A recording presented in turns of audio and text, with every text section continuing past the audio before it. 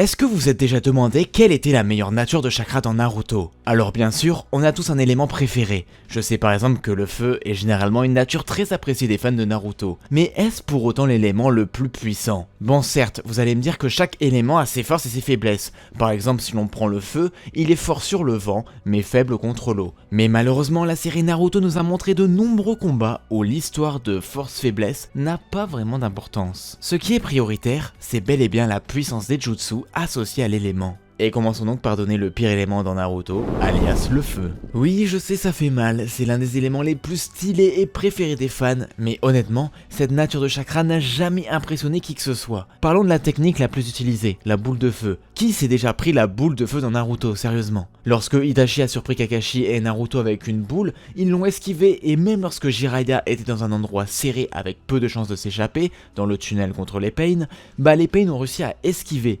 Et je vous assure, cela arrive très souvent dans la série. Donc déjà, premier point, le feu est très lent.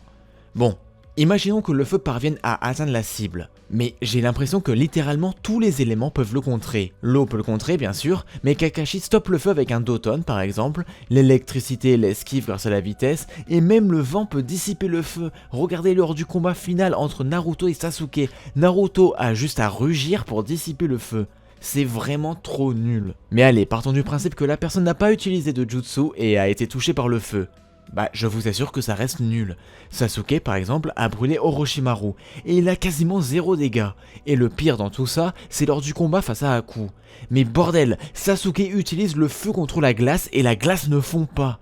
À quoi sert cet élément dans Naruto, honnêtement? Allez, la seule technique un peu puissante, c'est le feu du dragon suprême que Sasuke a utilisé face à Itachi et l'a surpris, mais bon, ça reste très lent. À la 4ème position, nous retrouvons le Doton. Bon, pour le coup, cette nature sert vraiment à quelque chose. Elle excelle même dans la défense. La série nous a montré qu'un simple petit muret de roche peut contrer littéralement tous les jutsu. Mais elle est aussi très utile pour contenir des cibles, c'est d'ailleurs pour moi le meilleur élément pour faire face à des créatures géantes. Malheureusement, le point faible de cet élément est l'attaque. En effet, le Doton est très faible en attaque. La plupart des attaques consistent à faire craquer le sol, ce qui est très facile à esquiver puisqu'il suffit de sauter en l'air. Alors certes, certains utilisateurs peuvent entourer leurs membres de pierre, mais ça reste du taijutsu, donc assez limité. Les seules attaques un peu efficaces sont à base de boue, on a notamment le souffle du dragon de terre et la technique de Jiraiya marécage des limbes qui transforme la terre en boue et peut coincer des ennemis. Pour finir, il existe aussi la technique de gravité de Ohonoki qui lui permet soit de rendre plus léger ou plus lourd une cible, mais je n'ai pas vu une très grande efficacité en combat. 3ème position, le Suiton. Bon, là on commence à avoir un élément, je dirais, qui commence à tenir la route et qui possède de nombreuses techniques dangereuses. On a notamment la prison aqueuse que Zabuza a utilisée face à Kakashi, que je trouve extrêmement fort en 1 contre 1. On remarque d'ailleurs qu'il est assez facile de surprendre la cible afin de la piéger. Par exemple, Kisame a eu aucun mal à piéger Lee, Neji et Tenten, et de plus cette prise peut noyer la cible. Kisame a même réussi à piéger un parchemin avec des requins. Il existe aussi les bulles de savon de Utakata qui, pareil, peuvent emprisonner et exploser, et même le dragon à queue est très puissant. Vous l'avez donc compris, la grande force du Suiton est le fait que les techniques sont très faciles à mettre en place et elles touchent quasiment à tous les coups. À chaque fois qu'une technique Suiton est utilisée, la cible est souvent touchée car ce sont soit des jutsu très vastes comme des torrents ou des rats de marée ou alors des techniques sournoises. De plus, le Suiton est aussi très utile en défense avec des murs d'eau et surtout pour éteindre le feu. Malheureusement, il y a quelques points faibles au Suiton. Déjà, bien évidemment, le Suiton étant basé sur l'eau, ça ne fait pas énormément de dégâts. Vous avez beau vous prendre un torrent ou le dragon à queue, cela ne causera jamais de vrais dégâts. Deuxième point faible, pour utiliser cette technique, il faut de l'eau. Et oui, plus il y a de l'eau, plus l'utilisateur est puissant. Par contre, dans le désert, le Suiton est inutile. Seuls des ninjas très puissants comme Mei peuvent faire un dragon d'eau dans le désert. Du coup, dans les endroits où il y a peu d'eau, les utilisateurs du Suiton ont beaucoup de mal. On se retrouve donc à la 2ème position avec le Futon. Le Futon est un élément surpuissant. Tout d'abord, il est impossible à esquiver, car le vent est trop rapide. De plus, lorsque Temari utilise des techniques comme sa lame de vent, son jutsu est tellement vaste qu'il arrive à raser toute une forêt.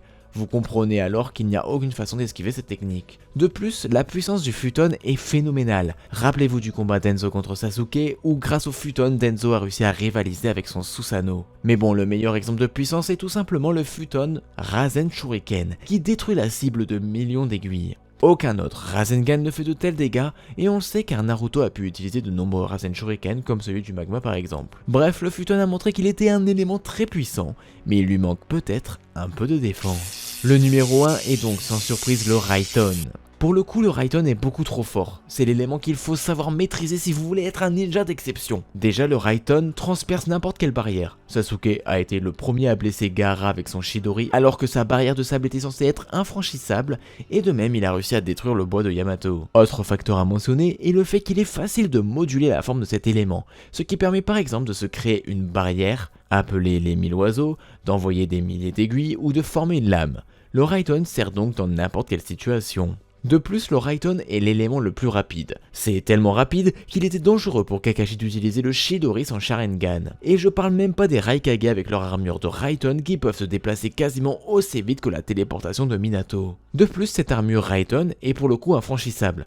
Par exemple, le seul moyen de blesser le troisième Raikage était qu'il se blesse lui-même.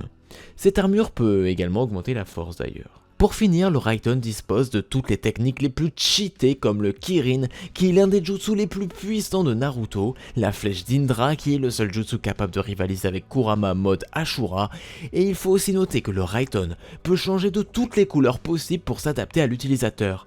Par exemple, Kakashi peut désormais utiliser le Chidori violet sans son Sharingan. De même, Darui peut utiliser la foudre noire avec notamment une technique cheatée qui est la panthère, qui électrocute je sais pas combien de Zetsu en même temps. Et voilà, c'est tout pour mon classement sur les éléments. Dites-moi en commentaire selon vous quel est l'élément le plus fort et le plus faible. Je vous dis à la prochaine, c'est Scarecrow, bye bye.